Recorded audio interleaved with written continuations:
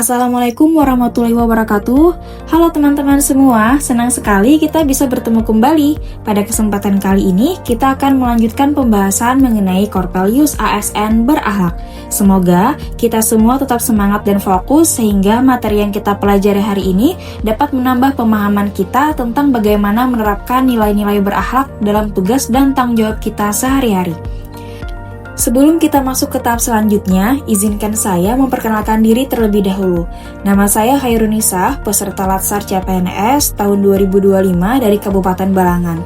Golongan 2, peserta Angkatan 3, kelompok 4 dengan NDH 37. Saat ini saya bertugas sebagai perekam medis terampil di OPTD Puskesmas Tanah Abang. Senang sekali bisa belajar bersama teman-teman di sini. Semoga melalui kegiatan ini kita bisa saling berbagi pengalaman dan semakin paham tentang penerapan nilai ASN berakhlak. Setiap pagi, saya memulai hari dengan semangat, datang tepat waktu ke puskesmas, dan saya melakukan absensi melalui aplikasi e-office dan fingerprint sebagai wujud kedisiplinan dan tanggung jawab saya sebagai ASN. Nilai pertama yang dapat kita terapkan adalah berorientasi pelayanan. Sebagai perekam medis, saya berusaha memberikan pelayanan yang ramah, cepat, dan tepat kepada setiap pasien. Saya menyambut pasien dengan senyum, membantu menjelaskan alur pendaftaran, serta memastikan data yang dicatat akurat sehingga pelayanan medis dapat diberikan tanpa hambatan. Saya juga berupaya menjaga kenyamanan pasien dengan bersikap sabar dan mendengarkan keluhan mereka dengan penuh perhatian. Dengan menerapkan nilai berorientasi pelayanan, saya berharap pasien merasa puas, dihargai, dan percaya terhadap kualitas pelayanan puskesmas. Yang kedua, akuntabel.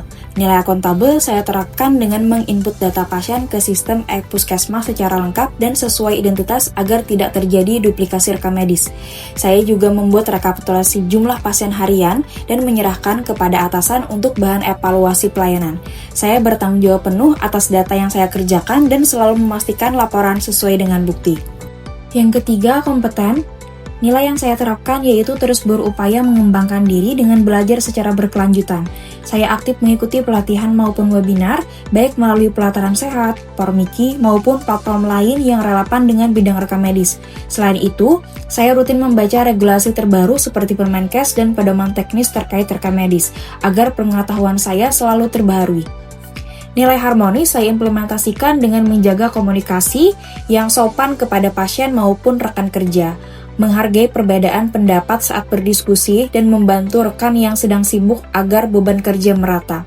Misalnya, saat ada perbedaan pandangan mengenai antrian prioritas, saya mengajak rekan berdiskusi untuk menentukan keputusan yang adil bagi semua pihak sehingga suasana kerja tetap kondusif. Selanjutnya itu nilai loyal. Loyal juga berarti mendukung visi dan misi instansi dengan memberikan pelayanan terbaik dan memastikan setiap data yang disajikan akurat demi kepentingan pengambilan keputusan manajemen. Selain itu, loyalitas diwujudkan dalam sikap disiplin, hadir tepat waktu, dan menyelesaikan pekerjaan sesuai tenggat yang diberikan. Perekam medis juga menunjukkan loyalitas dengan berpartisipasi aktif dalam program pemerintah seperti digitalisasi rekam medis melalui Satu Sehat, dan membantu sosialisasi penggunaan aplikasi kepada tenaga kesehatan lain. Sebagai ASN perekam medis di puskesmas, saya berusaha selalu adaptif terhadap setiap perubahan dan perkembangan sistem pelayanan kesehatan. Saya siap mempelajari hal baru, seperti penggunaan aplikasi rekam medis elektronik dan sistem Satu Sehat. Ketika ada pembaruan regulasi atau SOP, saya cepat menyesuaikan cara kerja agar tetap sesuai standar. Saya juga fleksibel saat menghadapi situasi tak terduga, seperti lonjakan pasien atau gangguan sistem, dengan mencari solusi cepat agar pelayanan tetap berjalan lancar. Nilai kolaboratif, sebagai perekam medis ikut terlibat dalam rapat tim untuk mengevaluasi mutu pelayanan, memberikan masukan terhadap perbaikan alur pasien, dan menyampaikan kendala yang dihadapi dalam pengelolaan data. Sebagai perekam medis terampil di puskesmas, salah satu hambatan terbesar yang saya hadapi adalah keterbatasan fasilitas.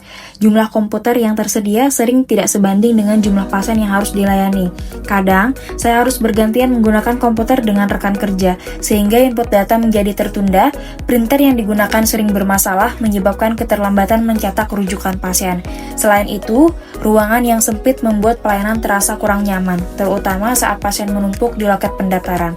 Tidak hanya fasilitas, gangguan sistem yang juga sering menjadi kendala, yaitu jaringan internet yang tidak stabil, aplikasi rekam medis elektronik yang lambat, bahkan server yang tiba-tiba down membuat proses input data terhenti. Situasi ini dapat membuat antrean semakin panjang dan pasien harus menunggu lebih lama, yang tentu mempengaruhi kepuasan mereka terhadap pelayanan. Namun, untuk mengatasi keterbatasan fasilitas, Puskesmas perlu melakukan inventarisasi rutin dan pengadaan peralatan secara bertahap, dimulai dari komputer, printer, dan jaringan yang memadai. Selain itu, penataan ruang pelayanan dapat dioptimalisasikan agar alur pasien lebih tertib dan nyaman. Untuk mengurangi dampak gangguan sistem, saya selalu menyiapkan alternatif dengan mencatat data pasien secara manual saat sistem bermasalah, kemudian menginput ulang setelah jaringan kembali normal. Demikian yang dapat saya sampaikan pada kesempatan kali ini. Terima kasih saya ucapkan kepada Ibu Girianti Catur Lestari selaku Widya Iswara yang telah membimbing dan memberikan arahan dengan sangat jelas sehingga kami mudah memahami materi tentang nilai ASN berakhlak. Semoga apa yang kita pelajari hari ini bermanfaat dan dapat kita terapkan dalam tugas sehari-hari. Terima kasih juga untuk teman-teman semua atas kerjasama dan perhatiannya. Sampai jumpa pada pembahasan berikutnya. Wassalamualaikum warahmatullahi wabarakatuh.